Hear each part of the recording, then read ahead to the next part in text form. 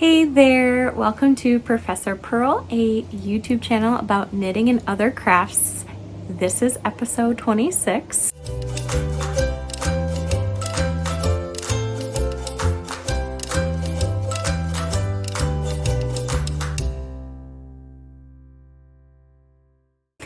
I'm Nicole, and you can find me on Instagram and Ravelry as profpurl. And today is a cozy fall day here in the Pacific Northwest where I'm filming this on my porch. I just love filming this on my porch because I love sitting on my porch. I call it my second office, but really it's my third office. I'm a math education professor and I have an office at a university and I teach in person. I teach math content and math pedagogy to future teachers, and that's how the podcast got its name, Professor Purl, because I love being a math education professor and I love knitting. Knitting is how I like decompress and like relax, and so I get a lot of joy there. And yeah, I also love knitting podcasts. I feel like knitting podcasts are like a hobby and now I get to make one, which is really fun. Anyway, rabbit holing here. Talk about what I'm wearing. I am wearing a hand knit sweater, which is my only finished object of this podcast, so I will talk about that in the finished objects section. And I'm loving it, and it's super cozy because, let me see the weather here. It's 61 degrees Fahrenheit. Yesterday was the first cool day here in Oregon, and I am beside myself with glee. It's been so hot this October and sunny, and I've been trying to treasure that and enjoy that, but there's like a piece of me that's been like, I want to wear a sweater. And so now I'm wearing a sweater, and it was also very smoky. There was wildfires north of us and south of us, and so the air quality was really terrible. And so yesterday it rained, and I live in the valley, so it moves some of that bad air out. So I'm sitting outside with nice air, looking at colored trees. There's a red one there and a yellow, and I'm wearing my hand knit sweater, loving life. And because it's spooky season, I've discovered I have a problem with spooky season earrings. There's a local maker to me, Made by Mica, and she sells her handmade earrings at our Wednesday markets and our First Fridays, which are like an art walk. And she also has an Etsy store, which I'll link below. And she makes other earrings besides spooky earrings, but I think I have 5 or 6 pairs of spooky earrings. So I've made it like a personal mission this month to just make sure I'm wearing spooky earrings every day before I can't wear them anymore. And so I just think it looks really cute with this sweater. And yeah, so let's hop into finished objects so I can talk about my only finished object, this sweater.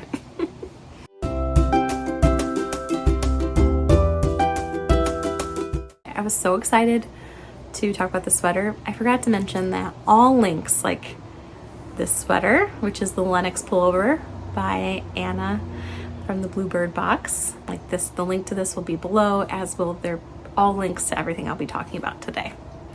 So this is a test knit sweater, or it was a test knit sweater. And if you're new here, I'll give you a little brief rundown on the sweater, but not too much, because if you've been watching this podcast for a while, you've heard about the sweater probably too much. So quickly, the construction was sleeves first. You can use the sleeves as a swatch, which I just think is incredible. Although I didn't, I actually made a swatch. And I'll talk about that a little bit, like why that was a blessing. And then it's knit bottom up, so from the bottom up, then you attach the sleeves and you do what's called a compound raglan. Now, go follow the Lennox Pullover hashtag, so many beautiful ones. You'll notice that my raglan does not look the same as everybody else's. Everybody else's was like a beautiful S, and it's beautiful in its own way, but it's not a beautiful S. And that's because I made a mistake. It wasn't the pattern, it was just a fully Nicole mistake. And because I made a mistake, I ended up not decreasing as much as I should have, so it's made this part a little bit wider on mine, which I don't mind. I actually really like.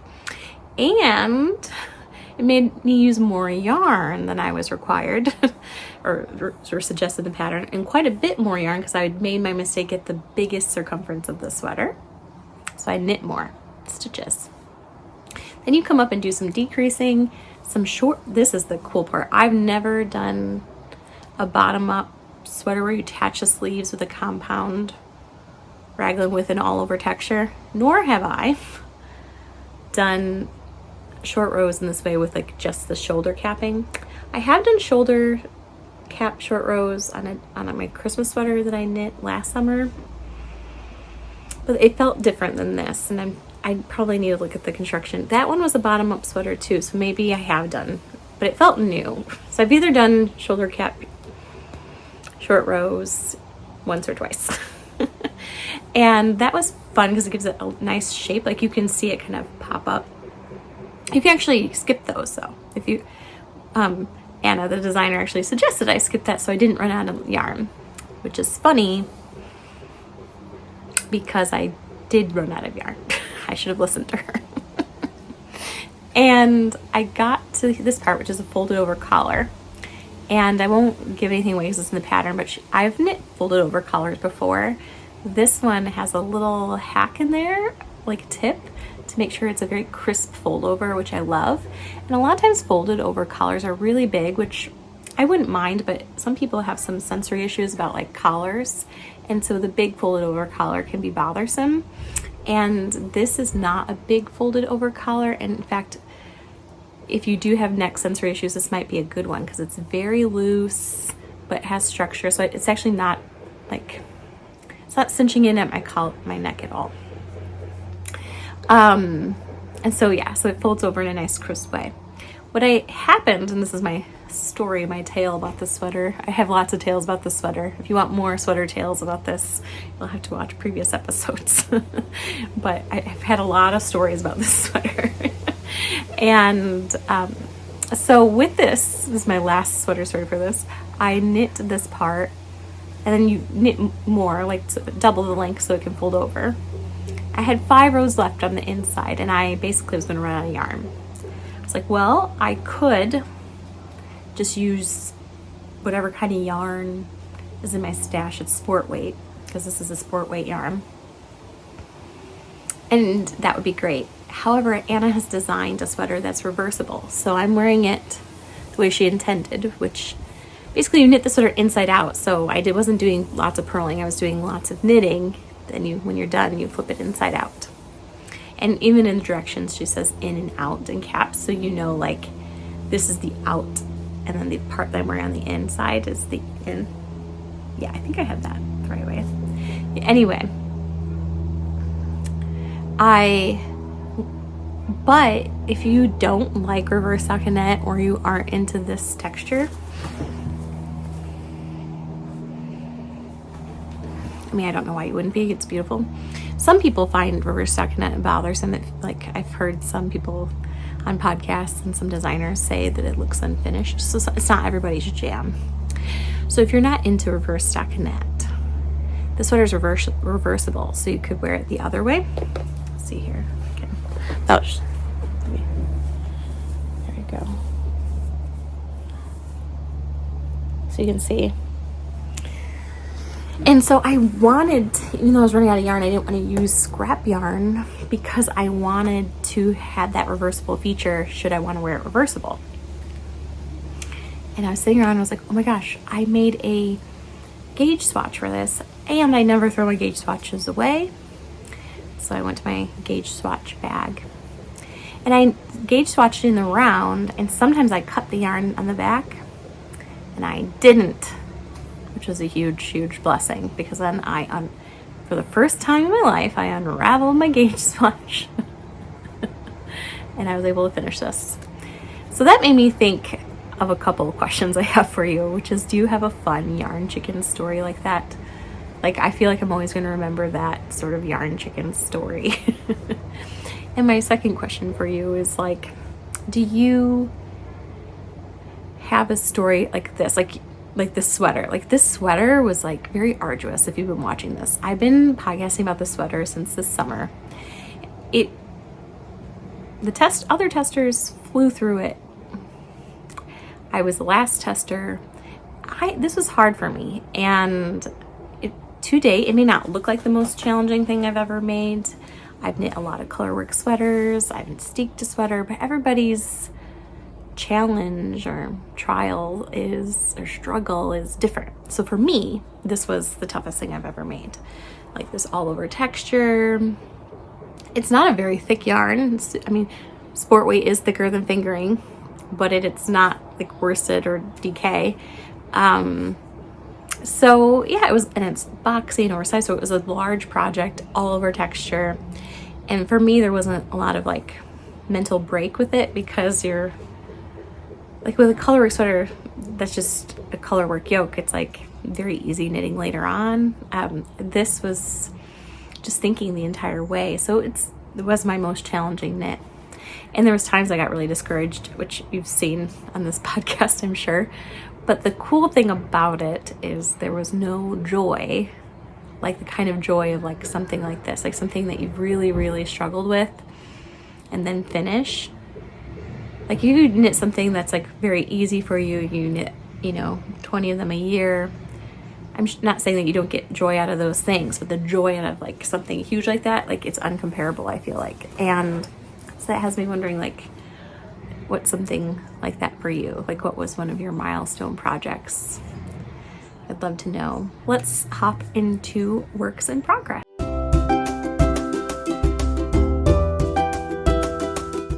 All right, as usual, there's a lot of works in progress, but I'm only showing you things I've worked on in the last 2 weeks since I last recorded. Okay, spooky season.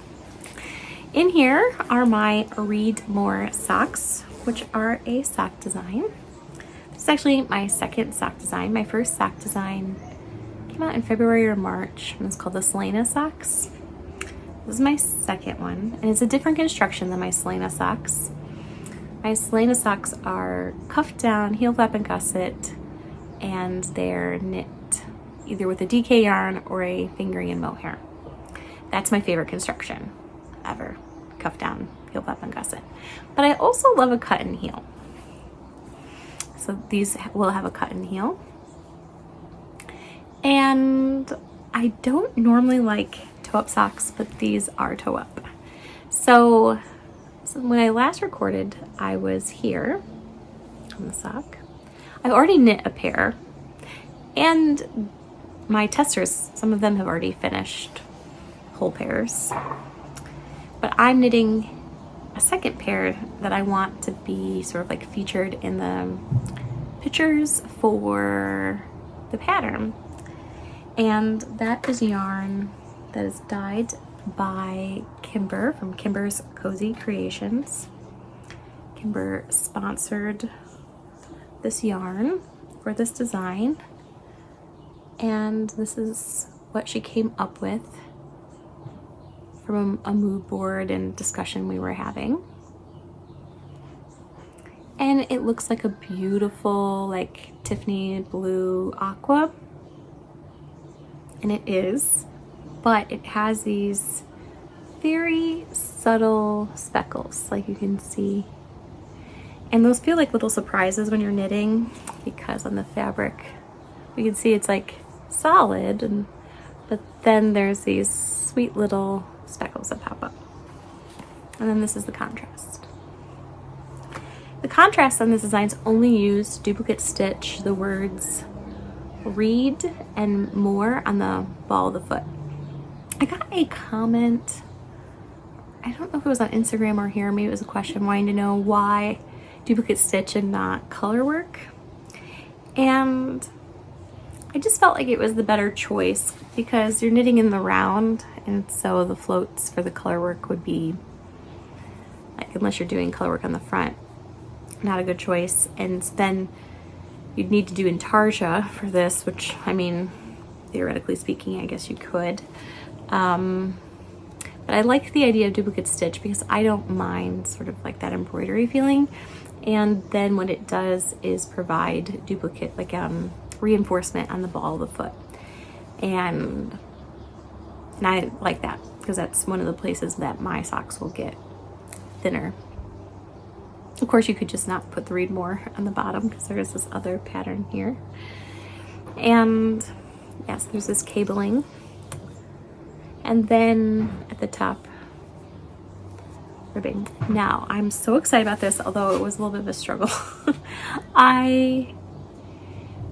Initially on the first kind of draft of these I just did a stretchy bind off at the top, and they fit my leg really well, but I just didn't like the way they looked, like flat. And so I knew that if I did a different stretchy bind off, I did a 2x2 tubular, that would look amazing. So the 2x2 tubular is just beautiful because it just kind of rolls over, and it also kind of like makes it so it doesn't flare at the top. As you can see, it is a little bit more work, and that's why I've been contemplating if I should do a tutorial for it or not. There are some nice tutorials online already, so maybe I'll just link those instead. You can certainly do this without the 2x2 tubular, but yesterday was when I was doing the 2x2 tubular finish bind off, and I was just trying to do it from memory, and I did this setup fine from memory. You do a setup row before you actually do the bind off, and then for some reason when I was doing the sewn part of the bind off, I was making a mistake, and so I needed, and I realized I was making a mistake, so I needed to tear it back, and I also had to tear out my duplicate stitching. So this sock has had this tore out and redone, and like the tubular bind off torn off and redone, which if you've ever torn those two things out, like, trust me when I say it's not a pleasant experience tearing those out, but so at least I get to experience that. I also tried to make the stripe so that the purls are really clean here. So yeah, and I'll have a cut in heel. So, you know, this isn't a vanilla sock. It's like the opposite of that. This is the kind of sock where it's like you want to like do the things. There's cables, there's a cut in heel, there's an option to do tubular. I like that. It's like, it gives you some challenges. Now, if you're not into the cabling, maybe you're doing the Stephen West twists and turns right now and you're like over cables. There is an option in the pattern to do this instead of cables flat. Okay, speaking of options in the pattern, I currently, both my samples were knit with a 2x2. One of the thoughts was for me, I kind of had the idea of doing tubular in my mind, and tubular works really great with 1x1 and 2x2 rib. So that was why I chose to do those. However, you'll notice that the ribbing doesn't match up perfectly with the cables. That bothers me not at all. But that could bother you. Like, you could be like, this where the ribbing lines up does not match here where the ribbing lines up, and I just can't deal with that. And we are all different knitters, and I can totally relate to that being bothersome. There's been times in my life where I'll make one on one side of a shawl and then make one on the other side of the shawl, like aren't perfectly the same size, and I'm like, oh my gosh, I can't. So I get it. So there is an option, and this is inspired from Maddie from the We Share Needles podcast. She had reached out to me about considering to add that option because she's testing it, and yeah, so that option has been added in. And so basically, in order to make that happen, you won't do a perfectly 2x2 rib around. You'll do a mix of 2x2 and 1x1 rib around. The con to that is you can't do the tubular. I mean, I've been thinking about it, like the ways that you could like merge 2x2 and 1x1 tubular bind off to make it happen. But then I was thinking I'm rabbit holing. And so so in the pattern, I just suggest doing, if you do that method, just a really stretchy bind off. Anyway, I'm rambling. My goal is by the next podcast to have the second sock done, which is like a week away. So that may be realistic or may not be realistic. And my thought behind it is it just would be really amazing to have these out like November 1st, but it may not happen. It may be a November 7th or something release date. So early November, these will come out, depending on me finishing and photographing these. Anyway, just huge. If any of my testers are watching this, thank you for testing. All right, my next sweater whip is a test knit, but I have to show you the bag first. I've shown it before, but new to the bag, there's some new swag to the bag. Georgiana from Stitching Plaza, she made me a handle, a rainbow handle. It's super sturdy, and it just came in the mail this week, which is so exciting. And it looks really good with this. And this knitting, the project in here, is like mindless knitting, and I've been bringing it to work every day. Do I get to knit at work every day? Absolutely not. But sometimes I have meetings, and at least 2 or 3 times a week I have meetings, and so I knit in the meetings, and this is perfect meeting knitting. And sometimes I bring my knitting to work and I don't knit on it at all, but it just feels good to have it with me. And so since I carry it in, like, this has been amazing. The other piece of swag on here, which I want to actually mail to Georgiana, is I made this. I was using it as a stitch marker, but it's actually not a stitch marker because it's a zipper pull. This was what I was using as a stitch marker for this sweater because it's glittery. I made this out of resin, and it's a zipper pull, and I just think it makes this bag really extra because all of it. Okay, now for the sweater. I am knitting the London Dusk sweater by Tammy Gore, and it'll be out really soon here. It's a 2-color yoke here, top down. There's options for a ribbed neckline. I did an I-cord neckline for something fun and new for me. I've split for the sleeves, and I'm just on the body knitting. And that's why colorwork sweaters are so rewarding to me. You put in the work hard, you think at the beginning, and then you're rewarded with easy knitting at the end. I love that. And it's perfect meeting knitting. Now I have a very cute progress keeper here. It's like, it almost feels porcelain. I'm not saying it is, but it just feels that way. From Sucre Miniatures, perhaps. And anyway, so since I last podcasted, I put this many inches on. Would I have liked to put more on? Yeah, but I did that, and I'm just proud of myself. You know, I'm a mom. I work full time as a professor. Like, you know, I've got stuff going on, and the fact that I finished a sweater and I put this many inches on, I'm like so proud. I mean, I wish I was done. A lot of the testers are done on this already. I tried really hard. I got through all the parts though that are really important to test, like the chart and increases, and it fits when I try it on. So I feel less bad about that, although I wish I could have a really cool FO picture here soon. Anyway, so beautiful. I'm sure, I mean, Tammy Gore has like so many followers. I'm sure you follow her, but if you aren't, stop what you're doing. Go to her Instagram account. If you don't use Instagram, like my mom doesn't use Instagram, and that's fine. Like, go hop over to Ravelry if you use that, find her, and just look at her patterns. Like, they're so good. And again, so many people follow her that you probably already know this, but I think, at least for me personally, I was in a rut where I was like only knit, like Boylan Knits, Caitlin Hunter colorwork sweaters, and they're beautiful, they're amazing, but like, this is beautiful and amazing too. And I just feel really like, I don't know, I'm just so thankful that I use this yarn, which is Earl Grey Fibers. I've had it in my stash since 2018, and it's gorgeous. You know, the lighting on this fall day on my porch, maybe not the best. I don't know. But this is actually like a pale pink. It kind of looks cream. I thought it was cream when I bought it. I thought it was cream when it was my stash, but it is actually pale pink, and the color is called Rose Hip. And the purple is Plum Tart with like black. This is a sweater I wear all the time, forever.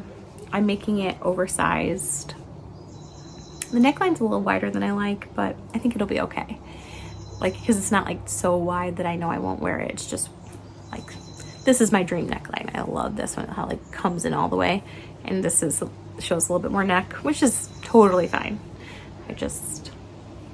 Anyway, love it.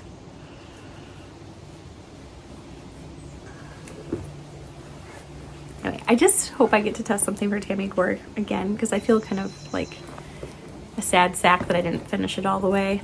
I have decided that for the remainder of the year, I'm not going to test knit sweaters. Like, I don't know how many sweaters I've test knit this year.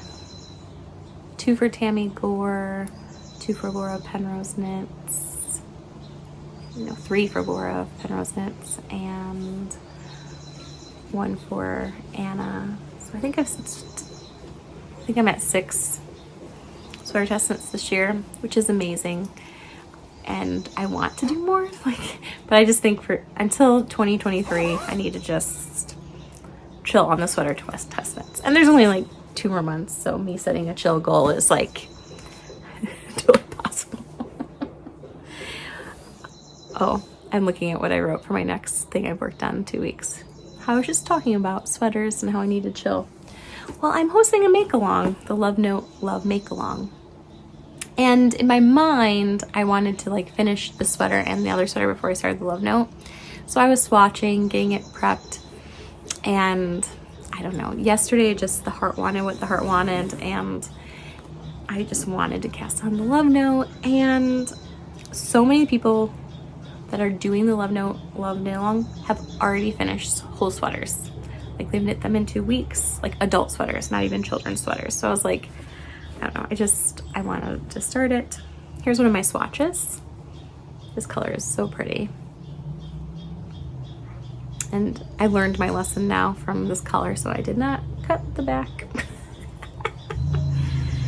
And I'm keeping it in this really cool bag that I bought at a New to Me yarn store a couple weeks ago. Wild Knits in Salem, Oregon.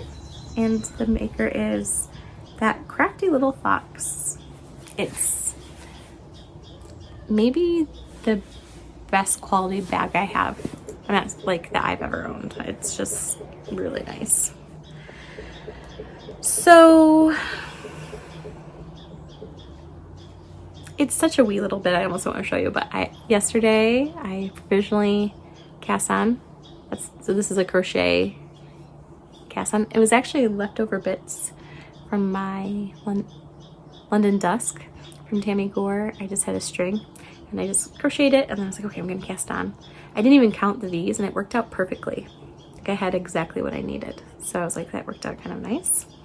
Yeah.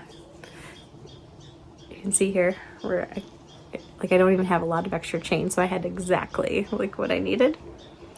And so I'm just in the wee beginning. So how do I feel about this?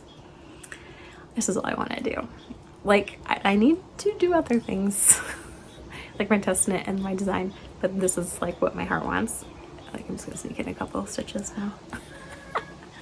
So what I discovered yesterday with knitting like this is, up until this summer, really, I was just knitting fingering mohair project one after the other. Like, I was just knitting a lot of fingering and mohair or mohair projects, and I love mohair. And it's been a while because I have had some test knits and things like that that just required me to not use mohair. Like this. I mean, I could technically get sport weight mohair with this. Hey, baby. Mama, yeah? Daddy called me stinker butt. He called you stinker butt? Yeah, because I win. Because you won? What'd you win at? Because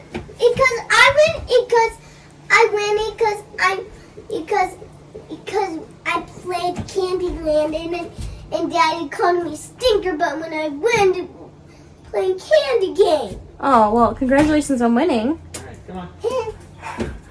Make cookies. I tell you nothing. I don't know. We'll see if I edit that out. Okay, so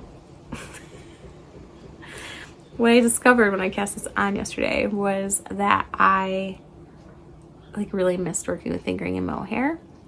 And it's not just that I missed it. Fingering and mohair together is my favorite thing ever. Like my favorite yarn. I know some people like their favorite yarns like sock yarn or they're like DK. And so I think this is it. Like I'm a fingering and mohair girl. I'm not saying that all the sweaters from this point forward need to be fingering and mohair. Like, you know, because I learned that I can knit with like plant-based fibers. Like I knit the summer souffle that has cotton in it. But I think I just need to embrace more of the mohair because it just, I love it so much. I love it so much. And so I need to do more of this. And so anyway, do you have a favorite yarn? Like, let me know. Like the way I'm feeling about fingering and mohair, do you feel that way about a yarn? Like, and which one is it? Let me know. I'm just wondering, are there other fingering mohair like people, or is it like, no, that's how I feel about DK? Just like, I don't know. Let me know.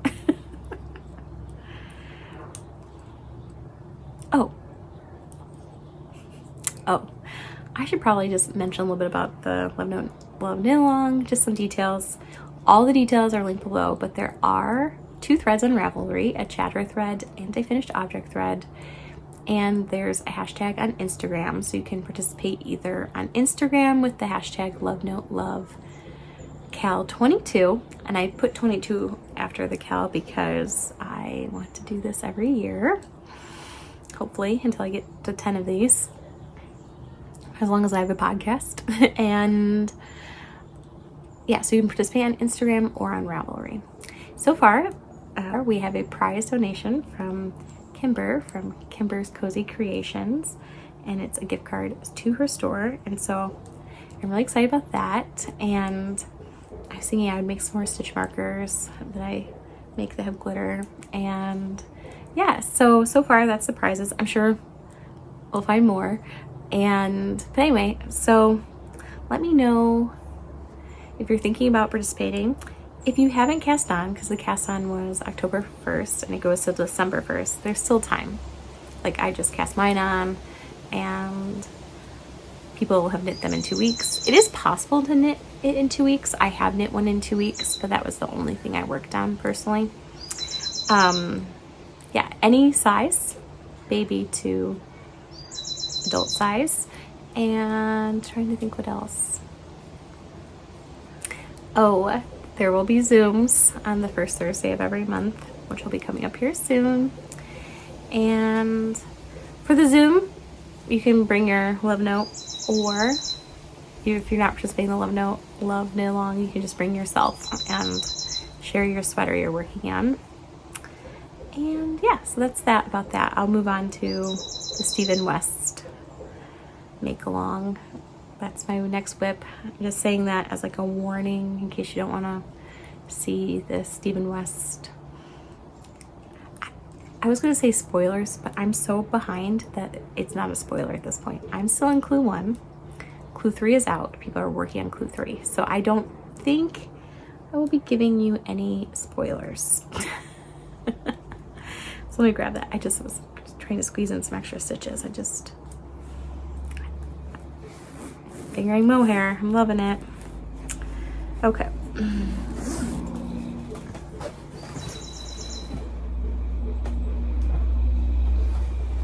Okay, so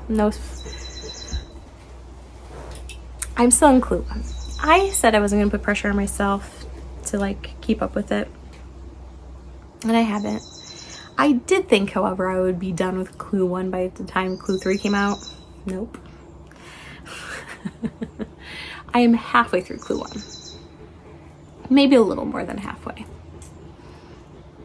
Basically, you cast on and you do a setup rows and then a repeat, and then there's 11 more repeats. So that's 1, 2, 3, 4, 5. I'm on the 6th repeat, and you do 11 repeats. So I'm halfway-ish.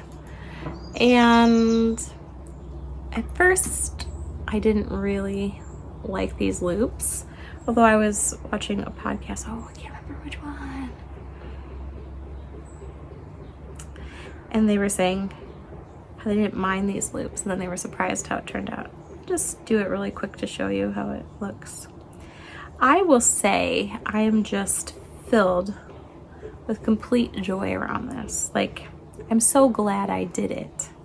There's absolutely no humanly way possible that I could have, even if last year I was on sabbatical at this time, would have been a good time to try it if I wanted to keep up.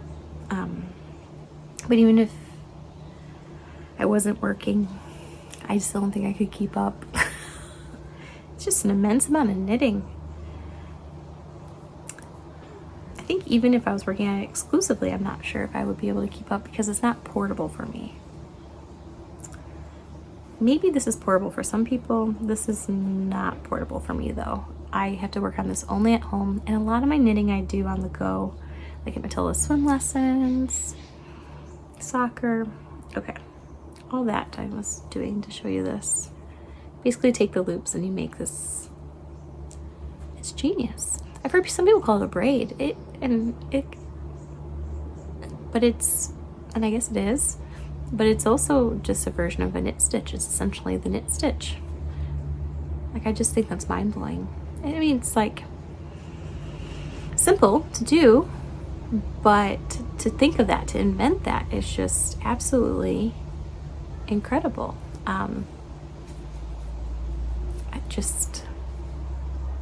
Yeah, what a knitting genius Stephen West is. And this is so, I just think this is beautiful. I'm not sure how I feel about the cohesiveness. I peeked ahead at the other clues. I'm not sure I feel like it's totally cohesive, like all the things, but that's okay. I'm gonna do it.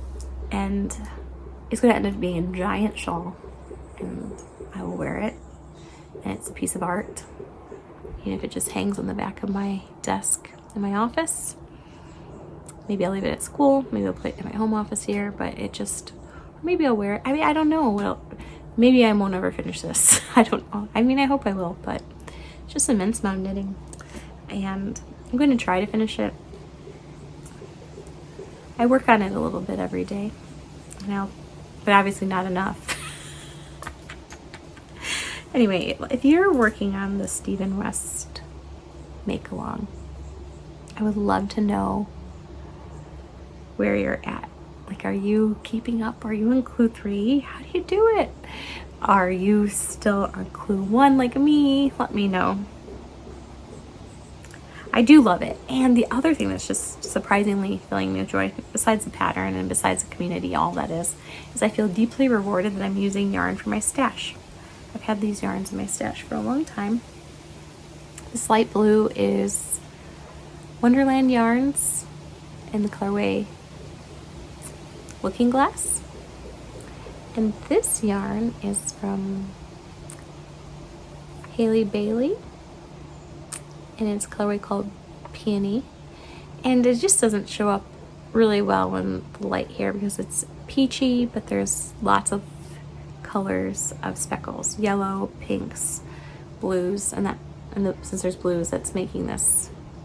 So it's just fun because it's like from afar it looks like chevrons and stripes, but then I get the special treasure of looking at this and seeing the subtle little speckles. So that's really fun, and I'm just really excited. And I just want to thank everybody who commented. I asked, what should I do? Should I do this hot pink as the pop, or should I do the purple plum tart as the pop? And there's the majority, I mean, more than 50%, like the majority was plum tart. And there's a part of me that does still think that I might do that because it would give it a very autumnal look. But there's like the heart, what the heart wants, and I feel like I want the crazy hot pink pop. So I'm thinking today I meant the crazy hot pink pop, but there was moments in reading the comments where I was like, I want to do the plum tart because it is a wild shawl already. So like maybe, I don't know. I will probably decide when I get there because I do keep wavering back and forth about it, and I'm obviously have a while before I need to think about my pop. Anyway, I think that's all of my whips-ish. I have one more sort of whip. Okay.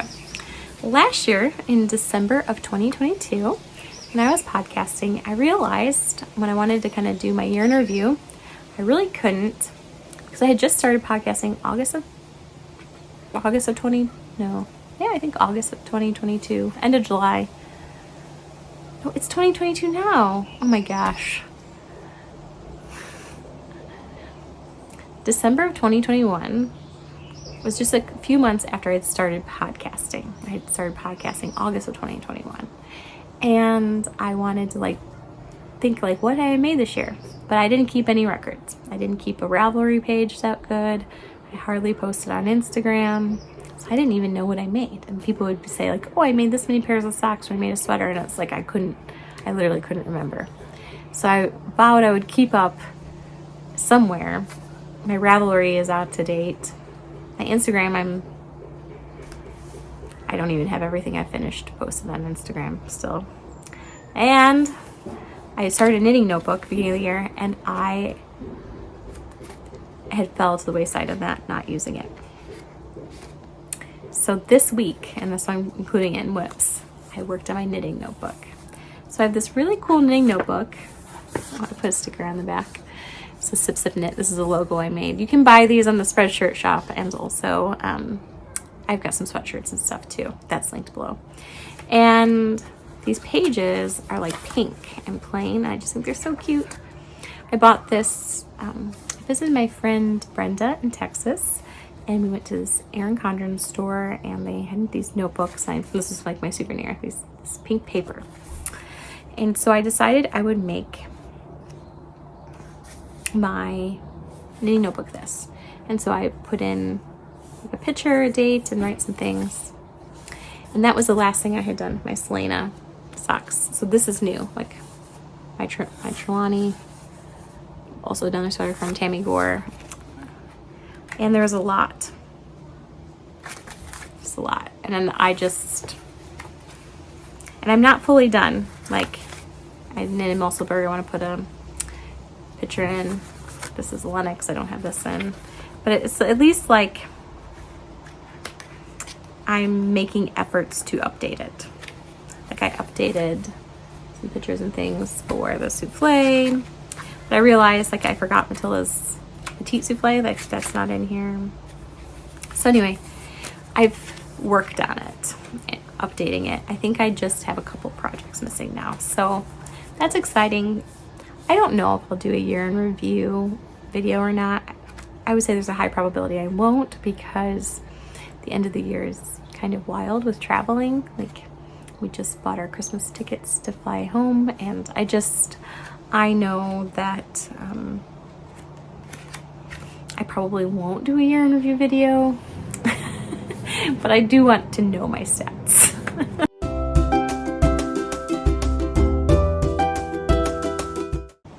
We are to the Professor's Pearls segment of the podcast, and that's the segment where I connect my math education professor life to my knitting life and just talk about things I'm learning.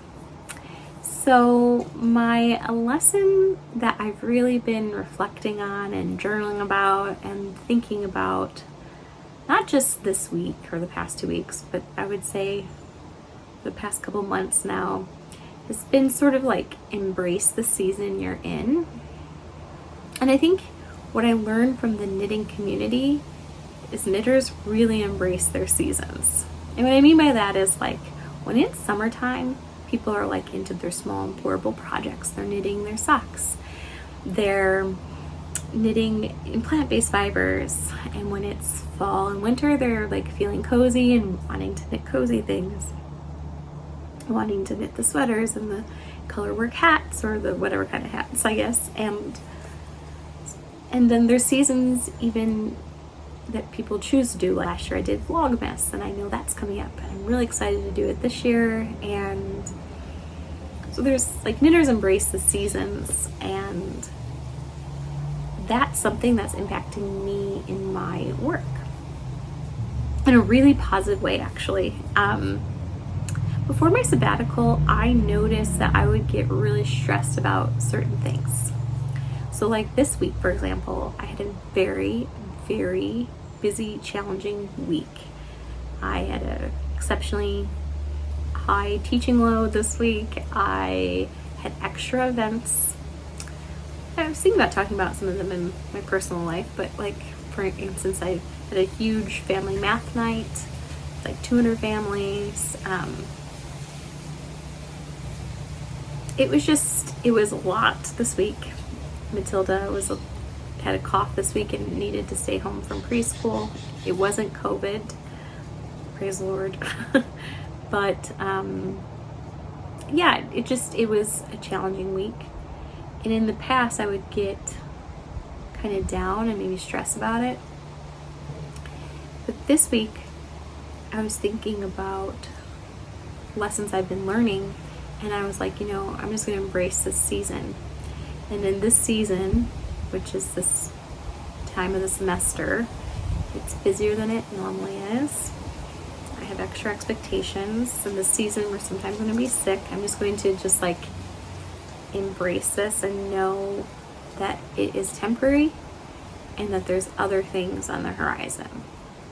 And just that mindset of knowing that like the busyness of this week was just a temporary thing was just so helpful to me personally. It really actually helped me treasure the moments that would normally like stress me. And I really feel like I learned that from knitters. So it made me wonder what you are embracing this season. So maybe right now you're just really looking forward to knitting a certain kind of sweater, or maybe you're thinking already about what you're going to knit for a winter countdown for whatever holiday you celebrate. Wondering like, what are you embracing now? Like, what is the season you're embracing? And it doesn't have to be knitting related, but I'd love to know.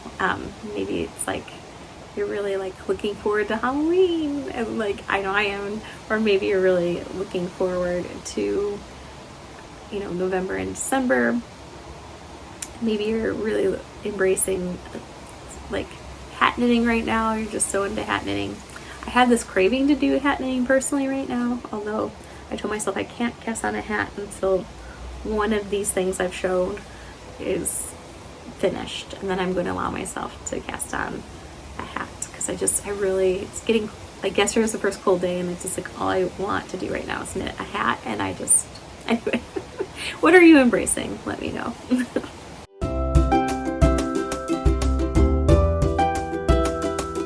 If you've made it this far in the podcast, just thank you for watching. Thank you for being here. If you liked anything today, consider liking and subscribing.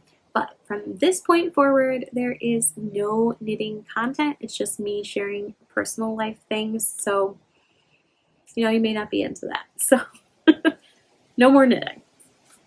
Okay, so for reading, last time I podcast, I started reading Braiding Sweetgrass. It is so good. I had read Gathering Moss by the same author, and I was hoping to finish Braiding Sweetgrass, but I'm almost done with it, and I had to return it to the library. So that was tragic for me, to be honest, because I'm just so close. I want to finish it. It was so good. So I have to put another hold, but I'm going to. Last year, I got this book for Christmas, and it is The House of Earth and Blood, which is part of the Crescent City collection from Sarah J. Maas. So I have this in my collection and the second book in my personal book collection, both for gifts. And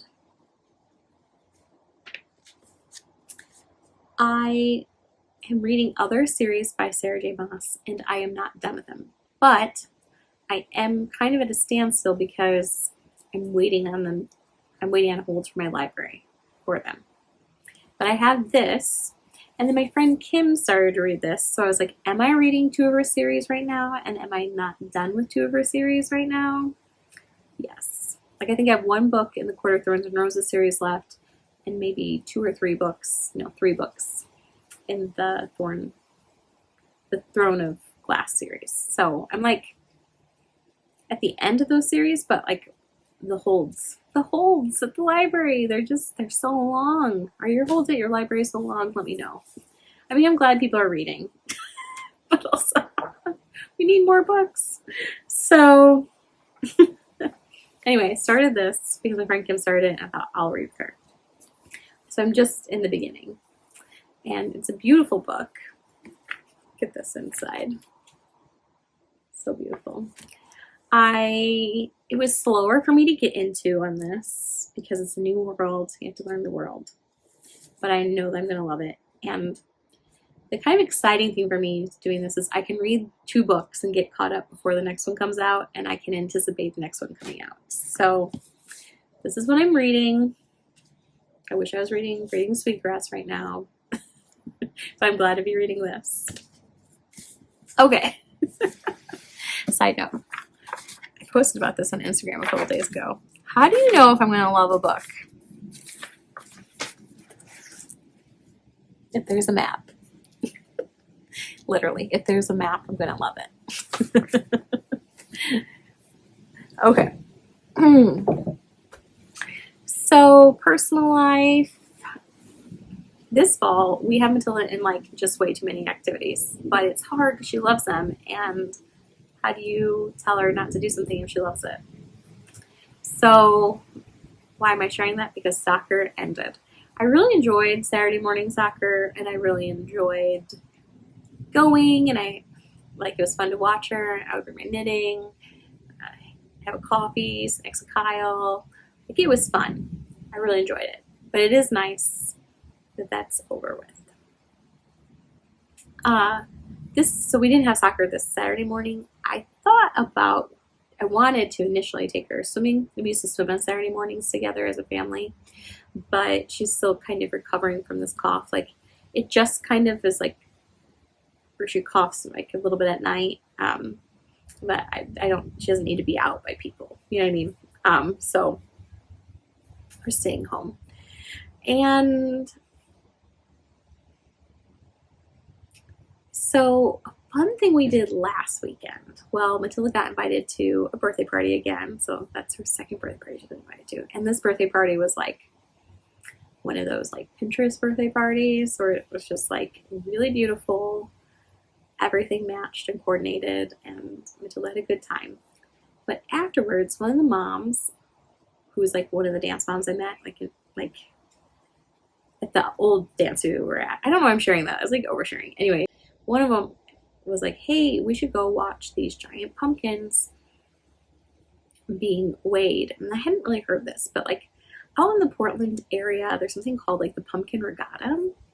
Apparently there's this giant special growers association, and they grow these giant vegetables, and there's a contest, and this includes pumpkins, and then the winner wins prizes for the most giant pumpkin, and they carve these pumpkins out and turn them into boats.